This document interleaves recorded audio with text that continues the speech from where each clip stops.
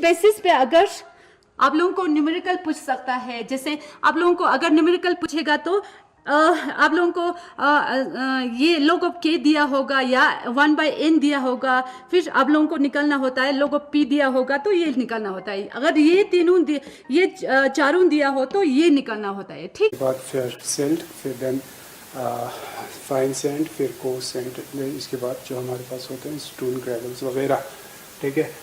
तो soil texture भी इसी के बेस पे ही बनते हैं कि the proportion of this different size particles we have different textures, जो ऑलरेडी हमने डिस्कस किया है कि जिसमें ज़्यादा जो फर्टाइल सॉइल है वो लूम सॉइल है, जिसके अंदर 50% सैंडी सैंड होते हैं, और जो बाकी 50% है उसमें 5% you have this organic matters, और 5-9% उसके बाद जो होते हैं वो क्ले और सिल्ट का बना होते हैं। तो इसके बाद हमने इसके स्ट्रक्चर भी that based on this soil particle structure भी बहुत इम्पोर्टेंट है। सॉइल स्ट्रक्चर बेसिकली हमारे पास जो सॉइल के एग्रीगेट्स या जिसको हम क्रम्स कहा जाते हैं, राइट, जो क्रम्स बनते हैं वो क्या है, वो aggregation of the soil particles का यानी ग्रुपिंग होके रहना, उसको हम क्रम्स या एग्रीगेट कहा जाते हैं। तो उनकी भी अलग साइज और अलग शेप बनते हैं, अकॉर्डिंगली से सॉइल स्ट्रक्चर भी बन जाते हैं। तो जो हमारे पास यानी सॉइल जो क्रम्स है, जो सॉइल क्रम्स बनते हैं उसमें ख़ास जो शेप ज़्यादा फर्टाइल सॉइल के होते हैं वो है स्फेरॉइडल शेप का होते हैं, वो ज़्यादा फर्टाइल माना जाते हैं। उसके साथ हमारे पास जो सॉइल क्रम्स बनते हैं वो इरेगुलर शेप्स होते हैं, इरेगुलर शेप के होते हैं। ये जो सॉइल क्रम्स है, इस हमारे सॉइल के अंदर दो तरह की मैंने कल बताया कि स्पेसेस बनते हैं। एक तो जो एग्रीगेट्स है उनके आपस के बीच में जो स्पेसेस बनते हैं वो स्पेस बनते हैं वहाँ पर। दूसरा विद इन दिस सॉइल क्रम या एग्रीगेट के बीच में जो विद इन द पार्टिकल जो स्पेसेस बनते हैं। तो इसलिए हम आपको ये कहना चाहते हैं कि सॉइल के अंदर ख़ास दो तरह के स्पेसेस बनते हैं, एक माइक्रो लेवल के जो विद इन द पार्टिकल्स बनते हैं, और मैक्रो लेवल का स्पेस बनते हैं जो with in between the soil crumbs या एग्रीगेट के बीच में और सॉइल पार्टिकल्स के बीच में स्पेसेस बनते हैं। इसलिए हमारे पास दो तरह के स्पेस होते हैं, पोर्स, इनको हम पोर्स कहते हैं। पोर्स हमारे पास दो तरह के होते हैं, एक माइक्रोपोर होते हैं, माइक्रोपोर होते हैं, और एक मैक्रोपोर होते हैं, राइट, मैक्रोपोर होते हैं। तो ये है कि स्ट्रक्चर्स इसके क्या हो सकते हैं, और इसके अलावा पोरोसिटी भी अपना एक इम्पोर्टेंट रोल प्ले करते हैं सॉइल की फर्टिलिटी में। तो porosity also depends on the amount of the sand and the clay and silts, right. जो ज़्यादा जिसके अंदर ज़्यादा सैंड होगा, ज़ाहिर सी बात है उसमें ज़्यादा पोरोसिटी होगा। पोरोसिटी सॉइल को एरेशन के लिए मदद करते हैं, एरेशन या ड्रेनिंग के लिए मदद करते हैं। यानी जो ज़्यादा पोरस सॉइल होगा वो ज़्यादा एरिएट होगा, और ज़्यादा ये यहाँ से ड्रेन हो सकते हैं मिट्टी, राइट, ये वाटर, राइट। तो ये कुछ चीज़ें हैं सॉइल मिनरल्स के साथ एसोसिएटेड है। इसके बाद हमने आपको ऑलरेडी डिस्कस किया था कि सॉइल के अंदर दूसरा इम्पोर्टेंट कंपोनेंट होते हैं वो वाटर है। वाटर ऑलरेडी हमने डिस्कस किया है कि वाटर में बहुत सारे यानी कुछ कैटेगरी के वाटर्स होते हैं, उसमें ख़ास तौर पर हमारे जो कैपिलरी वाटर है वो ज़्यादा इम्पोर्टेंट होते हैं। कैपिलरी वाटर वो वाटर सॉइल के अंदर जो होल्ड करते हैं with the help of capillary force. जैसे हमने ऑलरेडी डिस्कस किया कि सॉइल के अंदर जो स्पेसेस छोटे छोटे पोर्स बनते हैं वो पोर्स यानी इरेगुलर शेप के कैपिलरी ट्यूब्स फॉर्मेशन करते हैं, और वही कैपिलरी ट्यूब्स जो है इस वाटर को होल्ड करने में मदद करते हैं। तो इसको हम अवेलेबल वाटर भी कहा जाते हैं, अवेलेबल वाटर भी कहा जाते हैं, राइट। इसके बाद दूसरा इम्पोर्टेंट चीज़ जो है कंपोनेंट है वो है एयर, सॉइल एयर जो है। सॉयल एयर बेसिकली जैसे हमारे एटमॉस्फेरिक एयर है वैसे ही सॉयल के अंदर एयर पाए जाते हैं या सॉयल एटमॉस्फेयर इसको कहा जाता है, लेकिन डिफरेंस इज दैट वहाँ पर जैसे एयर में हमारे पास ऑक्सीजन ज़्यादा मात्रा में पाए जाते हैं, हमारे जो एयर है एटमॉस्फेयर में वो 21% होते हैं, लेकिन यहाँ जो सॉइल में है ये लेस अमाउंट में पाए जाते हैं, ऑक्सीजन काफ़ी कम मात्रा में पाया जाता है, वहीं पे कार्बन डाइऑक्साइड का मात्रा जो है वो ज़्यादा होते हैं इस कंपेयर टू एटमॉस्फेयर। ठीक है, इसके अलावा नाइट्रोजन का या दूसरे मिनरल एलिमेंट्स भी इसमें गैसेस फॉर्म में पाया जाते हैं। इसके बाद जो इम्पोर्टेंट चीज़ जो हमने कल डिस्कस किया वो था ऑर्गेनिक मैटर्स। ऑर्गेनिक मैटर्स, तो ऑर्गेनिक मैटर्स जैसे कि हमारे पास ये इसका ओरिजिन जो है वो प्लांट्स और एनिमल्स है, प्लांट्स एंड एनिमल्स, यानी हमारे सॉइल के अंदर ख़ास तौर पर एक ख़ास तरह के माइक्रो फ्लोरा एंड फाना पाए जाते हैं। माइक्रो फ्लोरा एंड फाना जो है सॉइल के अंदर पाए जाते हैं, जो स्पेसिफिकली इस ऑर्गेनिक मैटर्स की फॉर्मेशन में इम्पोर्टेंट रोल प्ले करते हैं या इसके डिकम्पोजिशन के अंदर इम्पोर्टेंट रोल प्ले करते हैं।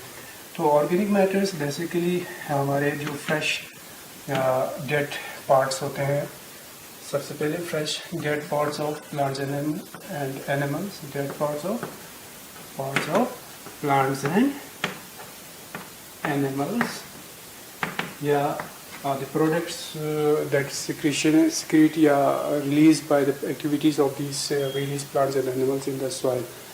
That portion is what you have the organic matters. Later on ये जो fresh dead parts है वो ऐसा, इसको हम लिटर कहा जाते हैं, इसको हम लिटर कहा जाते हैं, और यही litre Aahista Aahista with the help of micro organisms की मदद से ये क्या हो जाते हैं, डिकम्पोज होना शुरू हो जाते हैं, और इस डिकम्पोजिंग मटेरियल को हम क्या कहा जाते हैं, इसको हम डफ कहा जाते हैं, इसको हम डफ कहा जाते हैं, जो डिकम्पोज हो रहा होते हैं, और फाइनली ये डिकम्पोज होकर कुछ फाइन ऑर्गेनिक मैटर्स में तब्दील होते हैं, और इसको हम ह्यूमस कहा जाते हैं, राइट, इसको हम ह्यूमस कहा जाते हैं, जो फाइन ऑर्गेनिक मैटर्स की फॉर्म में पाया जाते हैं। इसके बाद सॉइल का जो इम्पोर्टेंट कंपोनेंट है वो है लिविंग ऑर्गेनिजम्स, यानी ऑर्गेनिजम्स या इसका लिविंग पार्ट क्या कहा जा सकता है। इवन अब क्या है कि सॉइल की जो कंपोनेंट्स है इसको दो ग्रुप में आप डिवाइड कर सकते हैं, एक बायोटिक कंपोनेंट और दूसरा एबायोटिक, राइट। बायोटिक यानी लिविंग ऑर्गेनिजम्स जिसमें खासतौर पर कुछ माइक्रोफ्लोरा एंड फाइना पाए जाते हैं, लाइक दी बैक्टीरिया या कुछ plants like algae, blue green algae,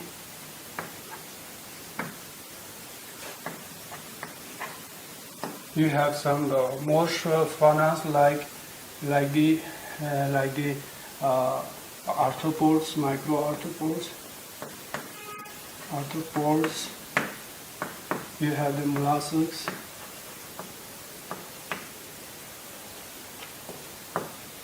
and some annelids,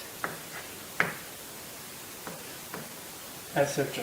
ठीक है, ये कुछ इम्पोर्टेंट माइक्रोफ्लोरा और फाना जो है सॉइल में पाए जाते हैं, जो न सिर्फ आपकी सॉइल के अंदर ऑर्गेनिक मैटर्स को बिल्ड करते हैं, बल्कि ये इस जो लीव्स वगैरह प्लांट्स से या प्लांट के पार्ट से फॉल हो जाते हैं उनको डिकम्पोज करने में मदद करते हैं, like the bacteria, एक्टिनोमाइसीट्स, fungi etcetera, है ना, एक्टिनोमाइसीट्स या फंगी जो है ये इम्पोर्टेंट रोल प्ले करते हैं इन ऑर्गेनिक मैटर्स को डिकम्पोज करने में। ठीक है, तो ये है कि सॉइल की कंपोजिशन क्या होते हैं, जो कि हमने कल ऑलरेडी डिस्कस किया था, थोड़ा सा इनकम्प्लीट था, वो आज हमने थोड़ा और डिस्कस कर दिया क्योंकि समय बहुत कम होता है हमारे पास, तो ये लाइव डिस्कस हम कर रहे हैं, ज़्यादा डिटेल हम जा नहीं सकता, इसके बाद हमारे पास सॉइल प्रोफाइल आ जाते हैं।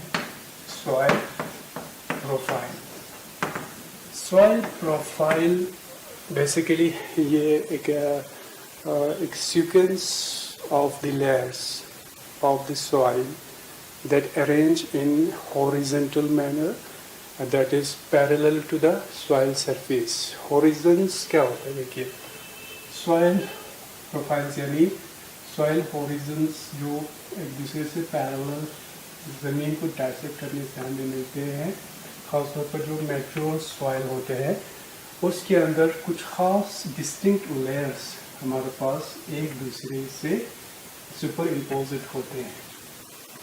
ठीक है, क्या होते हैं कि जो ख़ासतौर पर मैच्योर सॉइल हमारे पास होते हैं उसमें ख़ास डिस्टिंक्ट लेयर्स एक दूसरे के ऊपर सुपर इम्पोजिट लेयर्स होते हैं जो physically as well as chemically different properties इनके होते हैं। ठीक है, और इसमें आमतौर पर नॉर्मली कुछ रशियन जो इनिशियली रशियन ऑथर्स ने इस लेयर को 3 लेयर्स हॉरिजन्स में डिवाइड किया था, that was A B C. लेकिन जो आजकल हम यूज़ करते हैं, जो कॉमनली यूज़ करते हैं इस प्रोफाइल को, वो 5 लेयर में डिवाइड करते हैं प्रोफाइल को 5 हॉरिजन्स में, like the O horizons, A horizon, B horizon, C and R horizon, ये 5 हॉरिजन्स में डिवाइड करते हैं। तो ये हॉरिजन्स जो है ज़रूरी नहीं है कि सारे सॉइल में पाया जाए, यानी ये डिपेंड करेगा सॉइल की मैच्योरिटी पे डिपेंड करेगा, सॉइल की डेवलपमेंट प्रोसेस पे डिपेंड करेगा कि कितने ज़्यादा डेवलप्ड हुआ है नहीं हुआ है। ठीक है, और इसकी कंपोजिशन भी ज़रूरी नहीं है कि हर किसी सॉइल का एक जैसी होगा, क्योंकि ये डिपेंड करेगा सॉइल टाइप्स पे, कि सॉइल टाइप्स खुद डिपेंड करेगा कि वहाँ की पेरेंट रॉक क्या थे और वहाँ की क्लाइमेटिक कंडीशंस क्या है, बायोलॉजिकल इन्फ्लुएंसेस किस तरह के हैं, वो सारे डिपेंड करेगा कि सॉइल की अंदर जो वेरियस हॉरिजन्स बनते हैं उन हॉरिजन्स की कंपोजिशन भी वेरी किया जा सकते हैं। और ये जो लेयर्स है वो ज़रूरी नहीं है कि एक डिस्टिंक्ट डिमार्केशन होगा, ऐसा भी नहीं है। तो ये एक हाइपोथेटिकल हम यहाँ पर प्रोफाइल आपको बताने की कोशिश कर रहा है। तो सबसे पहले जो हॉरिजन होते हैं वो है ओ हॉरिजन। ओ हॉरिजन, ठीक है, ओ हॉरिजन को फर्दर हम डिवाइड कर सकते हैं 2 लेयर में, that is O1 and O2।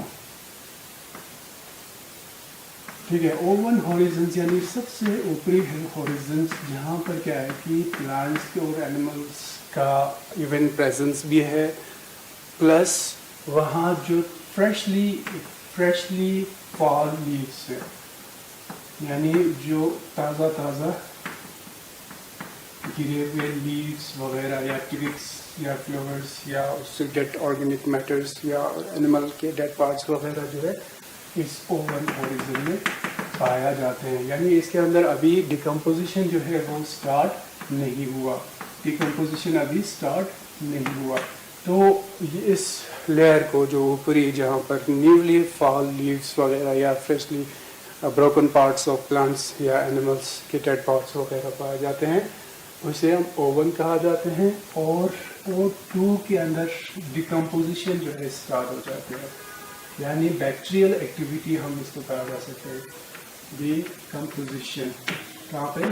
O2 के अंदर डिकम्पोजिशन यानी बैक्टीरियल एक्टिविटी यहाँ शुरू हो जाते हैं और एक स्टफ़ यहाँ बन जाते हैं जिसको हम डफ कहा जाते हैं। इसको हम क्या कहा जाते हैं? डफ कहा जाते हैं। डफ का फॉर्मेशन O2 के अंदर होते हैं। ठीक है, तो यहाँ डिकम्पोजिशन होना शुरू हो जाते हैं। इसके बाद हमारे पास जो नेक्स्ट इम्पोर्टेंट लेयर होते हैं वो ए हॉरिजन इसको कहा जाता है। इसको हम क्या कहेगा? ए हॉरिजन। ये हो गया O हॉरिजन और ये हो गया ए हॉरिजन। ठीक है, ए हॉरिजन।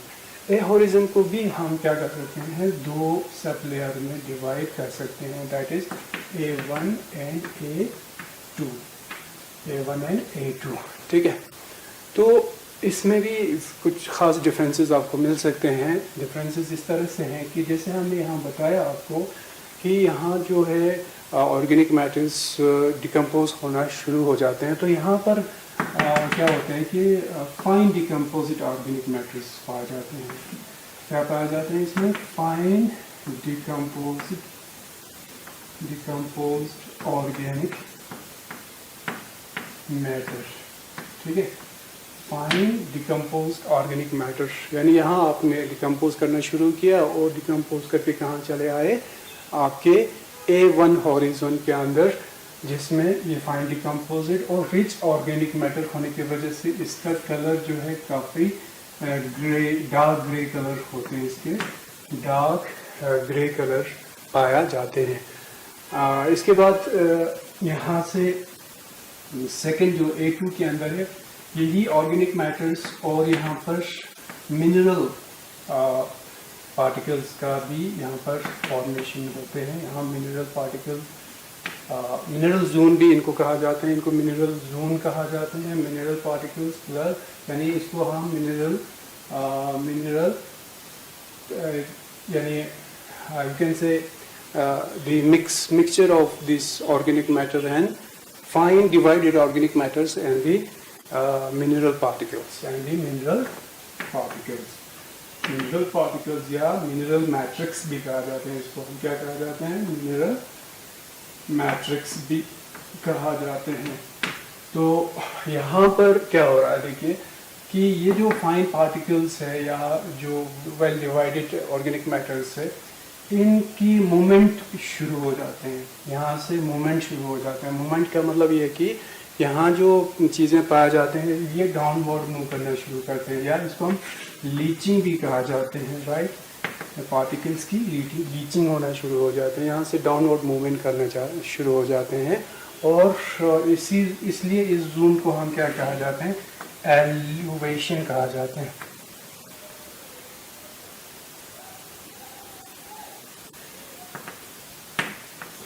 एलिवेशन जो है ये वो जोन है जहाँ से डाउनवर्ड मूवमेंट होते हैं, या leaching of this particles like fine organic matters या मिनरल्स जो है डाउनवर्ड मूवमेंट करना शुरू कर जाते हैं। तो इसको हम मिनरल जोन भी कहा जाते हैं। फिर because of the movement of this organic matters downward, इसका कलर जो है लाइट कलर होते हैं। इसका कलर क्या होते हैं? लाइट ग्रे कलर होते हैं, लाइट ग्रे कलर होते हैं। ठीक है, इसके बाद हमारे पास आ जाते हैं बी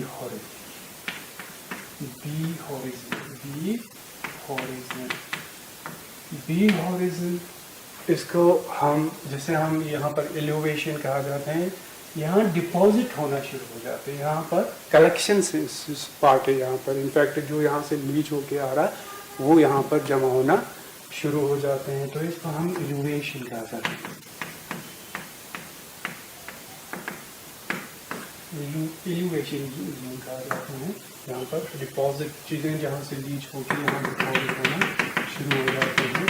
तो ये भी मिनरल जोन होते हैं। In fact both A and B are we call as mineral zone, या इसमें जो है इम्पोर्टेंट न्यूट्रिएंट्स पाया जाते हैं। यहाँ भी क्या है कि fine good amount of organic matters जो ऊपर से लीच हो गया है, दैट इज वाई यहाँ डार्क कलर होते हैं, डार्क ग्रे कलर होते हैं, और फाइन पार्टिकल्स यहाँ पाए जाते हैं, मिनरल पार्टिकल्स पाए जाते हैं। मिनरल पार्टिकल्स यहाँ पर रिच अमाउंट में पाया जाते हैं। और इन जोन्स को हम इसीलिए मिनरल जोन कहा जाते हैं, क्योंकि वेल डिवाइडेड और वेल डिकम्पोजिट मटेरियल इसमें पाया जाते हैं। फिर नेक्स्ट हमारे पास होते हैं जो नेक्स्ट लेयर या हॉरिजन है, वो हमारे पास होते हैं सी हॉरिजन। सी ये वाला लेयर है जो यानी इमीडिएट जो बी हॉरिजन के नीचे पाए जाते हैं। इसमें वेदर्ड मटेरियल्स होते हैं, weathered materials at the different stages of the decomposition, at the different stage of decomposition, at the different stage of decomposition, यानी कि पेरेंट रॉक्स की जो वेदरिंग हुए मटेरियल्स जो है वो कहाँ पाया जाएगा? आपके सी हॉरिजन के अंदर। और जाहिर सी बात है जो लास्ट जो हमारे पास हॉरिजन होते हैं जिसको आर हॉरिजन कहा जाता है, आर होरिजन कहा जाते हैं, जिसमें पेरेंट रॉक्स कहा जाते हैं। क्या कहा जाते हैं? पेरेंट और रॉक, यानी जहाँ से वेदरिंग होना शुरू हो जाते हैं। ठीक है, तो ये है एक हाइपोथेटिकल प्रोफाइल, सॉइल प्रोफाइल, जिसमें हमने ऑलरेडी आपको बताया कि 5 जो है आजकल हम 5 इस हॉरिजन्स में डिवाइड करते हैं पूरी सॉइल को, और ये लेयर्स जो है वेल डिस्टिंक्ट प्रॉपर्टीज़ इनके होते हैं, एक दूसरे से काफ़ी मुख्तलिफ, इसके कलर हो या इसकी केमिकल प्रॉपर्टीज़ हो या फिज़िकल प्रॉपर्टीज़ हो, इनके डिफरेंट होते हैं। तो यही कारण है कि ये जो प्रोफाइल्स है ये कहीं पे वेल डेवलप्ड भी हो सकते हैं, कहीं पे कुछ लेयर्स एब्सेंट भी हो सकते हैं। ठीक है, that depends on the process of formation and time of the formation of this soil.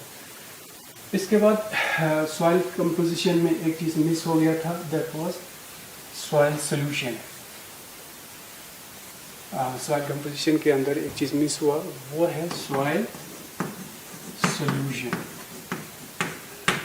क्योंकि जो सॉइल के अंदर इनफैक्ट जो इम्पोर्टेंट न्यूट्रिएंट्स होते हैं सॉइल में, वो क्या होते हैं कि वो ज़्यादातर सोल्यूशन फॉर्म में होते हैं, सोल्यूशन फॉर्म में होते हैं। और मोस्ट ऑफ इनऑर्गेनिक न्यूट्रिएंट्स जो है वो सोल्यूशन फॉर्म में होते हैं, और यानी ये इजीली सॉल्युबल होते हैं और सोल्यूशन फॉर्म में इंटेक करते हैं। लेकिन बहुत सारे सिचुएशन में क्या होते हैं कि सॉइल के अंदर एक ख़ास अयान, यानी कुछ ख़ास तौर पर जो हमारे क्ले पोर्शंस होते हैं, क्ले पोर्शंस के अंदर कुछ नेगेटिव वैलेंसेस होते हैं, जिनको हमारे कैटायंस जो है, कैटायंस यानी कैटायन आयन जो है वो उनके साथ बाइंड होके रहते हैं। मोस्ट ऑफ न्यूट्रिएंट्स जो कैटायन आयन जो है वो नेगेटिव वैलेंसेस के साथ इनको सेटिस्फाई करने के लिए वहाँ अटैच होके रहते हैं।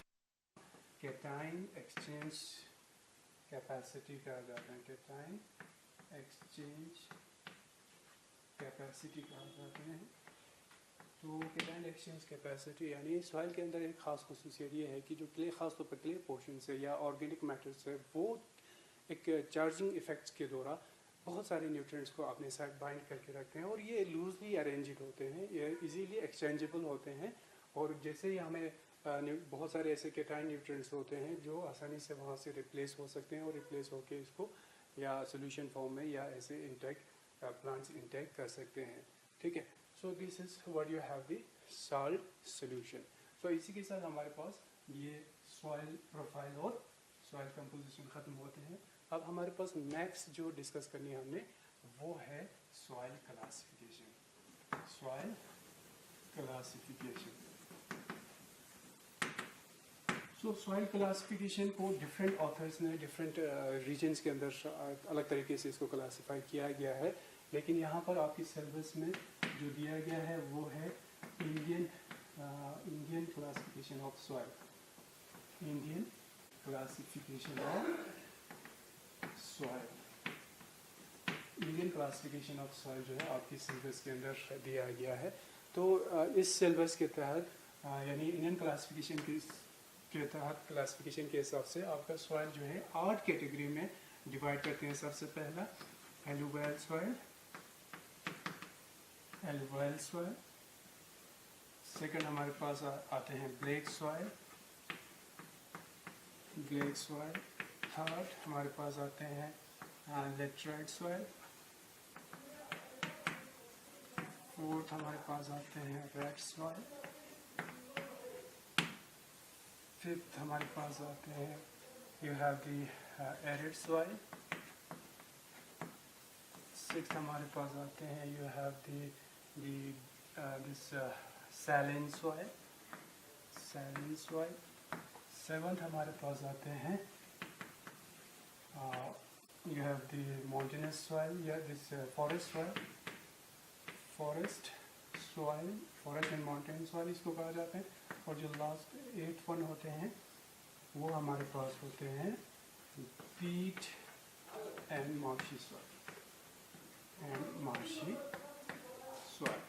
This is what common and well accepted classification of Indian soil. ठीक है, तो अभी हमारे पास समय ख़त्म हो गया है. कल हम इसको प्रॉपर्ली डिस्कस करेंगे. Thank you.